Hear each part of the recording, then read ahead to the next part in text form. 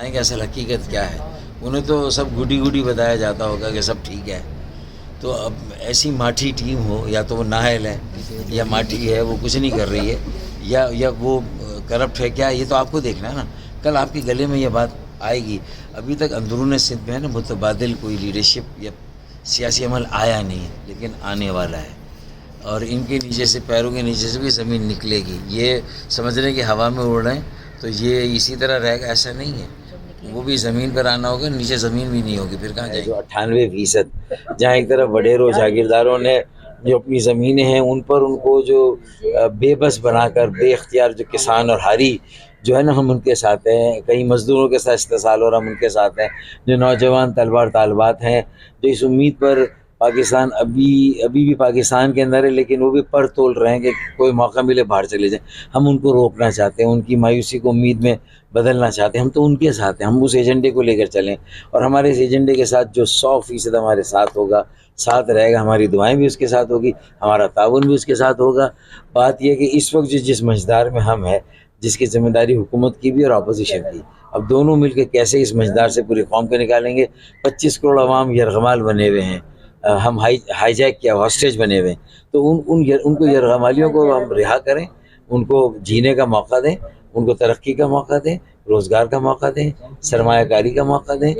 میرے خیال میں اگر یہ ساری اور بنیادی جو شہری سہولتیں ان کی بہتری ہو، ایسے قوانین وضع ہوں، ایسی آئینی ترامیم ہو جو کہ ایک اصلاحاتی ایجنڈا جو پاکستان کو ٹرانسفارم کر دیں اور پاکستان کو بدل کر ایک عام آدمی کا پاکستان بنا دیں.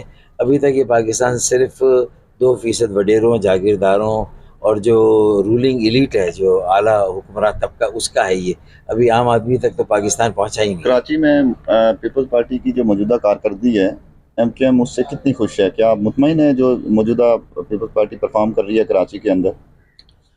دیکھیں، اصل میں لوگ ہیں نا بہت بیزار ہیں، بہت تنگ ہیں.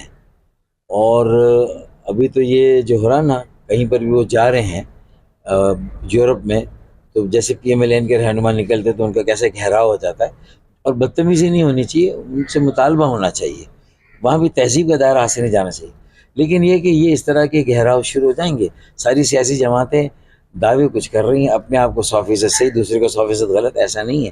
آپ اگر نواز شریف صاحب سے، شہباز شریف سے اپنا شکوہ کر رہے ہیں تو بھائی شہری سندھ کے شہروں میں رہنے والوں کا، میرے انٹرمیڈیٹ بورڈ میں 70% فیل ہو جانے والوں، ان کے والدین کا بھی تو کچھ آپ سے مطالبہ ہے کہ کیوں ہمارے بچوں کے مستقبل کو تاریک کیا جا رہا ہے، کیوں ہمارے بچوں کی میرٹ کو ختم کیا جا رہا ہے اور پاکستان کے استحکام سے اور سلامتی سے کھیلا جا رہا ہے. یہ ملک کے مستقبل کے ساتھ کھلواڑ ہے. تو یہ ان کو پھر اپنے گھر مار میں بھی جاگنا چاہیے، اپنے گھر کو بھی ٹھیک کرنا چاہیے. اگر سندھ اور اچھا، پھر یہ لاڑکانہ میں 80% رزلٹ نواب شاہ میں، اور کراچی میں 30%، یعنی 70% بچے یہاں فیل ہو رہے ہیں، وہاں سے 20% ہو رہے ہیں. اچھی بات ہے اگر بہت پڑھ رہے ہیں، لیکن پھر این ای ڈی کے ایگزام میں بیٹھتے ہیں تو 70% ہمارے بچے پاس ہوتے ہیں، اور بیچارے جو نواب شاہ لاڑکانہ والے، میرے بیٹے میری بیٹیاں ہیں، میرا کوئی بغض نہیں ہے، وہ 20% پاس ہوتے ہیں.